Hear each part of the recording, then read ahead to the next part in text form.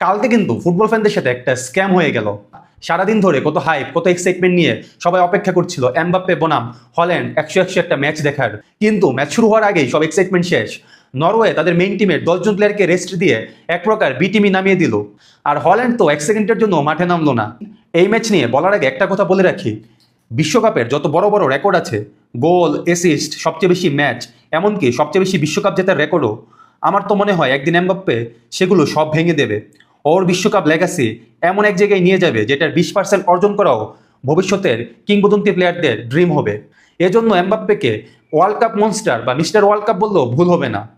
কালকে ম্যাচের এক পর্যায়ে যখন সে সাবস্টিটিউট হচ্ছিল, তখন তার ক্যাপ্টেন আর্নব্যান্ড রেফারিকে দিয়ে বলে এটা যেন সে সৌমনিকে দেয়। পুরাই ডিকটেটর। ম্যাচের শুরু থেকে নরওয়ের এই বি টিমকে ফ্রান্স ডমিনেট করে, আর ডেম্বেলে তো মাত্র 32 মিনিটেই হ্যাট্রিক করে ফেললেন।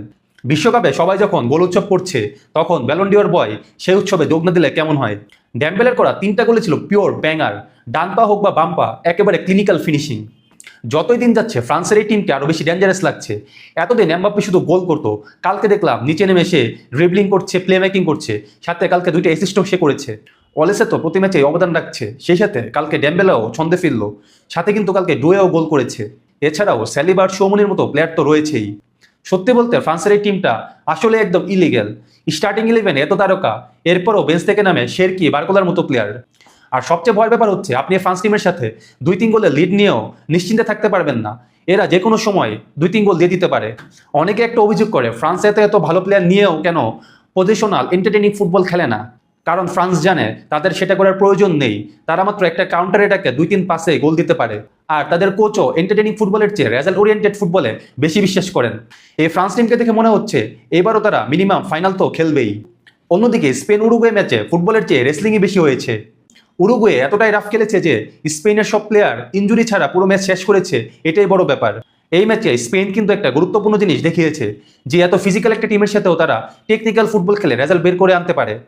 এটা কিন্তু নকআউট স্টেজে অনেক কঠিন প্রতিপক্ষের এগেনস্টে কাজে লাগবে। আর এই হারের মধ্য দিয়ে বিশ্বকাপ থেকে বিদায় নিল উরুগুয়ে।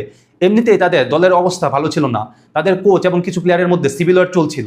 তবে শেষ পর্যন্ত এই বিশ্বকাপে তাদের সবচেয়ে বেশি ডুবেছে তাদের গোলকিপারই। সবগুলো ম্যাচে গোলকিপারের কয়েকটা বড় বড় ভুলের কারণে তাদেরকে কিন্তু বিদায় নিতে হলো।